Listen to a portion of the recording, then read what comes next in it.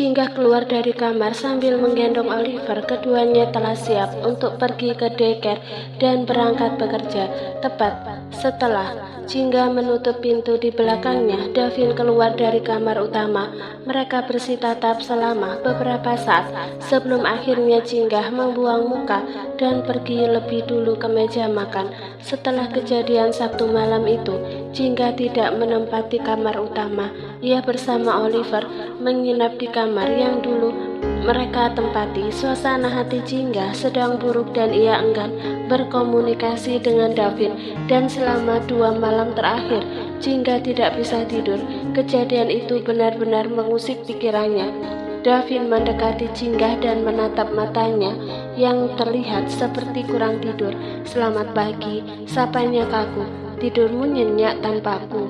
"Tentu saja," jawab Jingga singkat. Ia sama sekali tidak menatap Davin.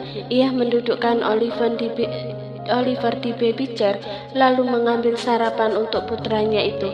Davin mengembuskan nafas panjang, ditariknya salah satu kursi di dekat Jingga dan mendaratkan dirinya di sana. Raut mukanya tampak aneh dan kacau. "Jingga, mana sarapanku?"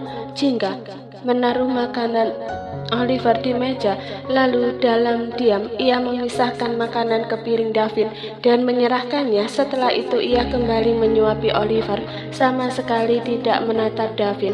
Rahang Davin mengetat dan ia terlihat tanpa selera saat memasukkan makanan ke dalam mulutnya. Sesekali Davin melirik Jingga lalu menghela nafas berat.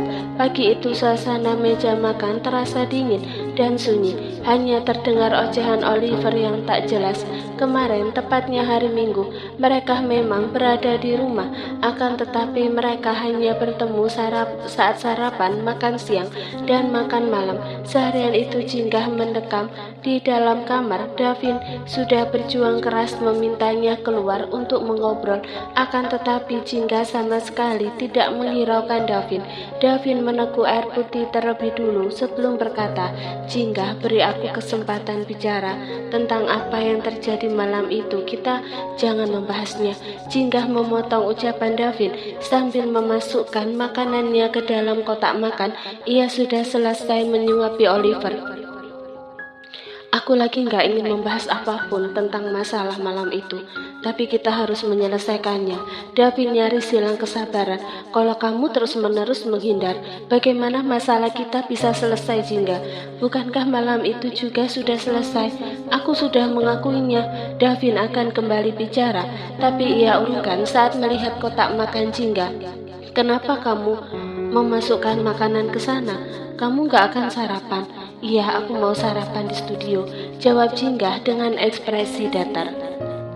"Kalau begitu, mana bekal makan siangku?" "Maaf, aku kesiangan, jadi hari ini nggak ada bekal makan siang."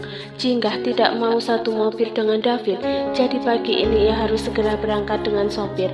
Ia mengangkat Oliver dari baby chair, dan saat itu juga ia mendengar bunyi nyaring sendok yang dijatuhkan ke piring cukup keras, membuat Oliver tersentak kaget. "Jadi, pagi ini juga kamu mau menghindariku? Baiklah, kita pergi sekarang." Bibirnya menyeringnya tipis. "Sebelum kamu meminta diantar sopir." Jingga terdiam.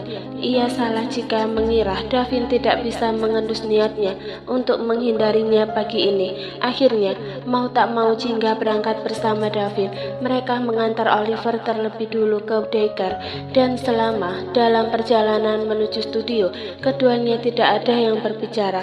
Suasana di dalam mobil terasa sunyi, hingga akhirnya mobil berhenti di depan Madava Studio. "Sampai jumpa," gumam Jingga sebelum kemudian ia turun dan tak mendapat balasan dari Davin. Biasanya Davin akan diam dulu sampai Jingga memasuki lobi. Namun pagi ini, sesaat setelah Jingga turun, mobil Davin langsung melesat pergi. Jingga menghela nafas panjang melihatnya. Kemudian ia memasuki studio dan setiap orang yang ia lewati menatapnya dengan tatapan aneh. Jingga mendadak tidak nyaman. Padahal minggu kemarin mereka sudah terbiasa dengan kehadiran Jingga yang tidak pincang lagi. Lalu kenapa pagi ini mereka bersikap seperti itu kembali? Oh, jadi dia orang yang iri sama anak orang kaya, terus mendorongnya dari tangga. Wah, kelihatannya dia lugu, tapi berani juga mencelakai orang lain, celutukan seseorang dari kejauhan yang masih terdengar di telinga Jingga membuat tangan Jingga terkepal. Mereka sedang menyindirnya kan? Dari mana mereka tahu tentang kejadian malam itu?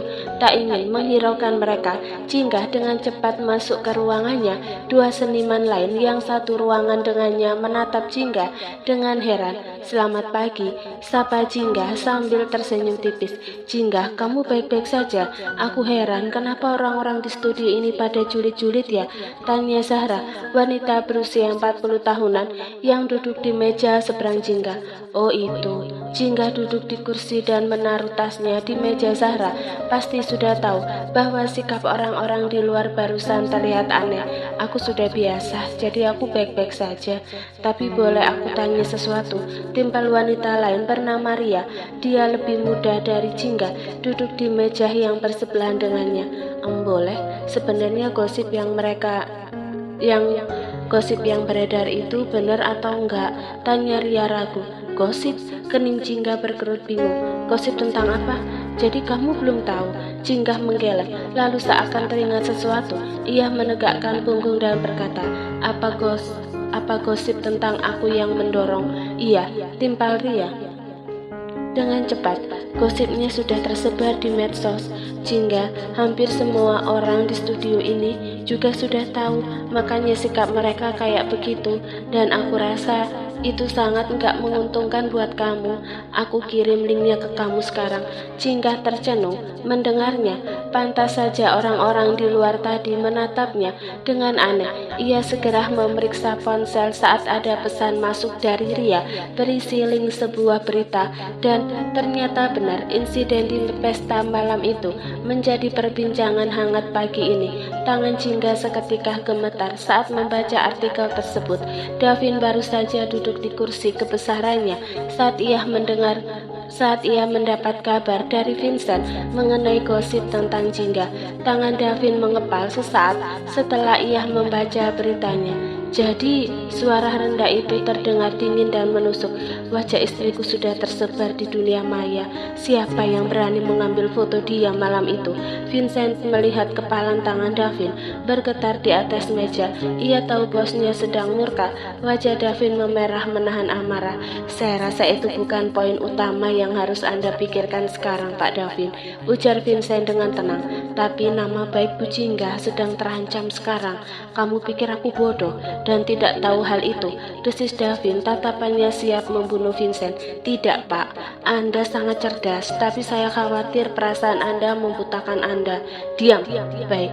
Davin mendengus kasar. Ia melonggarkan dasi yang terasa mencekik leher. Aku sudah tahu siapa yang menyebarkan berita itu, jadi aku tidak perlu mencarinya. Rahang Davin mengetat. Sekarang kamu cari tahu siapa yang berani mengambil foto istriku. Aku ingin memberinya sedikit hadiah. Vincent mengangguk mengiyakan. Baik, saya akan segera melaksanakan perintah Anda. Davin seketika berdiri. Tangannya yang menyambar kunci mobil menandakan ia akan pergi sendiri tanpa Vincent maupun sopir. Meski begitu, Vincent tetap bertanya, Pak Davin, mau saya antar? Tidak, tolak Davin dengan cepat. Tangannya kembali mengepal dan bergetar. Aku harus menemui seseorang. Mobil Davin berhenti di depan sebuah rumah megah bergaya rumah khas Eropa.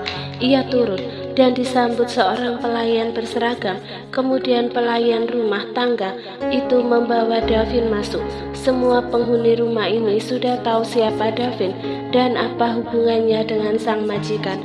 Davin menunggu di ruang tamu beberapa saat selagi sang pelayan menginformasi kehadirannya pada tuan rumah. Pak Davin, mari ikut saya, ucap wanita itu dan membawa Davin menuju sebuah ruangan keluarga. Davin mengedarkan pandangan ke sekeliling dan ia melihat Chelsea, Chelsea sedang tidur setengah duduk di sofa bed. Wanita itu seketika tersenyum cerah saat melihat kehadiran Davin. "Dev," Chelsea segera menutup buku saat Davin menghampirinya. "Kok tumben pagi-pagi kesini, ada apa?" "Oh maaf, aku nggak bisa menemuimu di ruang tamu." "Aku mengerti." Davin mengangguk samar.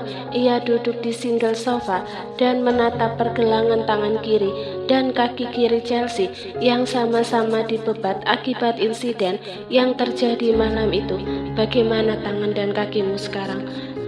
"Lumayan ada sedikit perubahan." Chelsea memperengut, tapi sedetik kemudian ia tertawa ceria. "Tapi kamu jangan khawatir, dokter bilang tangan dan kaki aku bisa sembuh dalam waktu 3 minggu sampai sebulan. Lagian ini lukanya nggak terlalu parah kok." Davin menghela nafas panjang. Ia menatap Chelsea dengan tatapan bingung, lalu melihat ke sekeliling. "Di mana Tante Nita dan Om Emran? Aku mau bicara sama kalian." "Mami masih di kamar. Sebentar lagi dia turun. Kalau papi kayaknya belum selesai olahraga." "Baik, aku akan menunggu." "Memangnya apa yang ingin kamu bicarakan?" Davin diam. Ia menumpukan siku di atas lutut, sementara jari jemari kedua tangannya saling bertaut. Matanya kembali menatap wanita yang masih memakai tank top itu.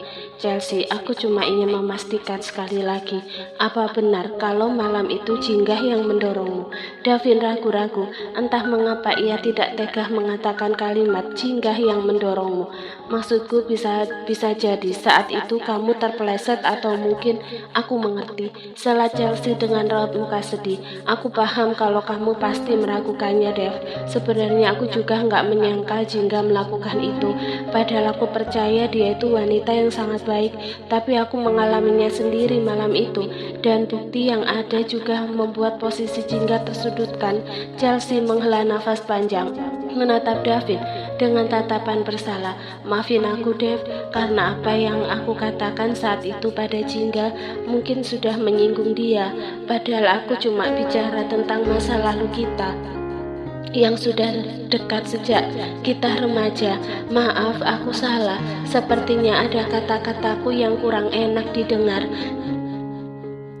Davin mengusap wajahnya dengan kasar. "Gak perlu minta maaf, Chelsea," katanya dengan tatapan frustasi. Davin ingin percaya kalau Jinggah tidak melakukannya. Bahkan sejak awal pun ia tidak percaya. Namun beberapa bukti yang diterima membuat logika. Davin berpikir sebaiknya dan menempatkan Davin di posisi yang membingungkan. Bukti itu menyudutkan Jinggah dan siapapun yang melihat rekaman tersebut tanpa babi bu, mereka akan langsung percaya kalau Jinggah mendorong Chelsea. Davin pun sudah mengenal Chelsea jauh sebelum ia mengenal Jinggah, dan selama mereka bersama, Chelsea selalu menunjukkan sikap positif dan jujur. Selain itu, CCTV di tempat tersebut kebetulan sedang rusak. "Dev, kamu di sini. Ada apa? Tumben sekali," seru Nita sambil tersenyum lebar dan menghampiri mereka. Davin berdiri. "Selamat pagi, Tante. Saya sengaja kesini karena ada yang ingin saya bicarakan dengan kalian sekarang." "Oh, boleh. Pasti itu sesuatu yang sangat penting ya." Nita duduk di dekat Chelsea. Davin duduk kembali di kursinya dan berkata dengan raut muka serius, "Saya nggak ingin basa-basi, jadi langsung ke intinya saja. Apa pihak keluarga ini yang sudah menyebarkan berita tentang insiden itu pagi ini?" Davin berusaha menahan diri untuk tidak marah. Bagaimanapun juga, keluarga Chelsea sudah ia hormati sejak dulu. Tentang berita itu rupanya. Nita menghela nafas pelan. "Memang benar. Kami yang menyebarkan berita itu, Dev." Tangan Davin mengepal. "Tante tahu siapa Jinggah, bukan? Dia istri kamu. Lalu kenapa kalian menyebarkannya? Bukankah masalah ini bisa diselesaikan secara kekeluargaan?"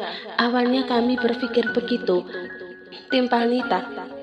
"Tapi seperti yang kamu lihat, kejadian malam itu disaksikan oleh banyak orang.